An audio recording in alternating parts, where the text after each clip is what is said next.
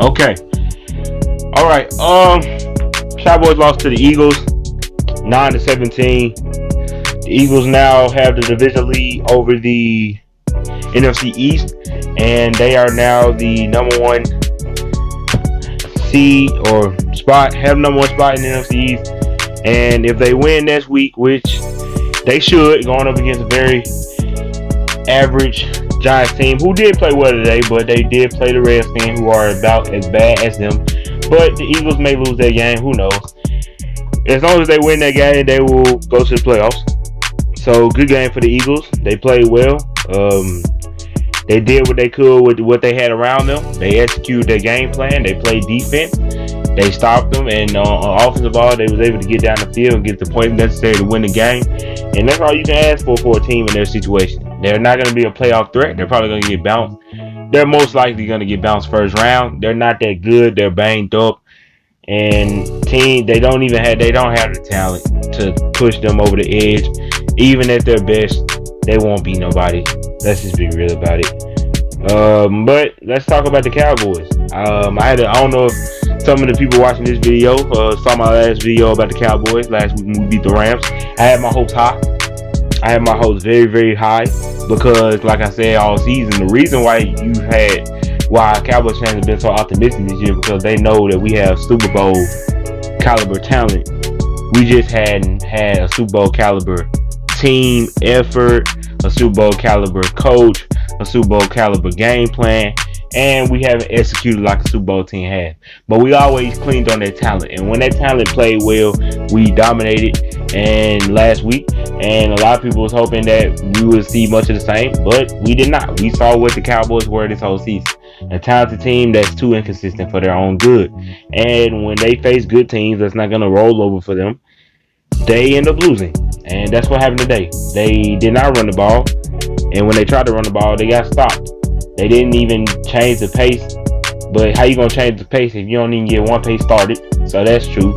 They never went to Tony Pollard, even though Zeke was struggling. Maybe change it up. They gave Zeke the same type of runs they always get him. They don't usually give him outside runs, stretch plays, tosses like that. They always give him that inside. They always make him a zone. It's always a zone run. So that didn't do anything. He had like 13 carries for 47 yards. Terrible day. But what do you expect when a team goes in and they know your game plan? Dak Prescott played about as well as you can with the injuries he had. We knew going into this game that he was injured. We knew going into this game that he wasn't going to have it, and he did not have it. He couldn't make the throws that he usually makes. It was a lot of throws in that game that he just didn't make. We lost that game. Mostly the defense played well. It's just we couldn't stop the run. We couldn't get the run going, and Dak Prescott just was too injured to make throws. I fully believe that if Dak Prescott was healthy, he would have made the throws. It was simple throws. You could just tell he was overthrowing receivers, and he was underthrowing it, and it was just bad throws, easy throws that he was missing. So, can't do that in the National Football League, so they lost. So, yeah, it's tough. Being from the Cowboys fans' perspective, it's tough. Because you thought that this season was going to go way different than how it went. You saw all the talent. You saw all the young stars. But I think a red flag going into the season was the money. People wanted money.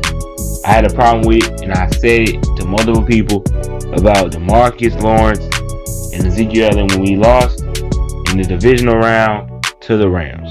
I said it, and I will say it again. This team doesn't feel like they're all the way a real football team, a gritty football team. They really want it. They feel like it seems like they Hollywood and they play individual football games. And, they don't execute as a team. They don't tackle as a team. They don't defend as a team. They don't pass rush as a team. They don't cover as a team. Some areas are better than others. Their players are playing position that they're not good at, aka Cheeto Bell Woozie. I don't know why he's still playing that same position. He been getting burnt. Like toast in the toaster oven this year. He's just been getting burnt. You got burnt by unknown receivers today. Like a third, fourth rounder, JJ Whiteside. Then you got burnt by the Ward kid. It was just terrible to watch. So yeah, that's tough. You couldn't cover it all, but you still only gave up 17 points, and you had multiple times in this game to, win. But Amari Cooper and Dak Prescott was a big reason why the Cowboys were so successful last year. And I feel like we really got to look at that this year and understand that, yeah, Amari Cooper has been hurt this whole year. He's not going to say it.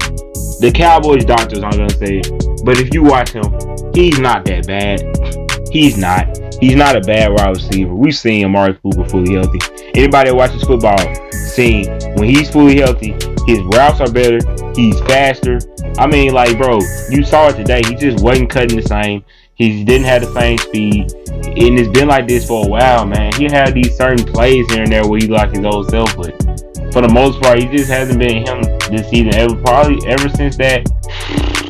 I mean, ever since the Green Bay game, he's just been bad. But even before the Green Bay game, the Saints game was bad. He just doesn't seem like he has that burst anymore right now. And it's all started from the knee problems he had. And I feel like the knee was worse than what people thought it was. They didn't give him enough rest on the knee. They probably should have rested him in a game or two. They played him in a lot of games. I don't think Amari Cooper missed more than a game this season. And that hurt him.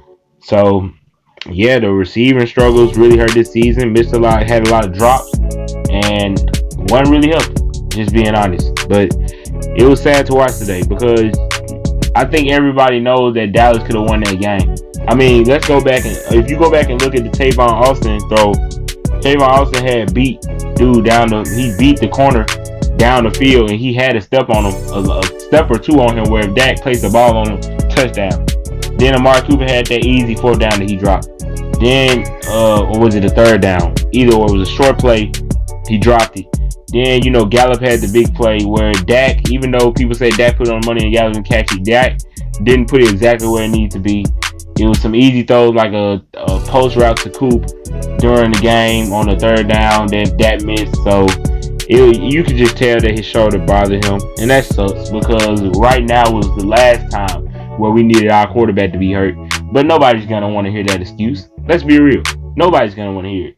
Even though we heard that excuse about Carson Wentz, even though we heard that excuse about other quarterbacks like Aaron Rodgers, that excuse of, they're injured, that's why they're not playing well. Well, my quarterback was injured in his shoulder and he had hurt wrist and finger.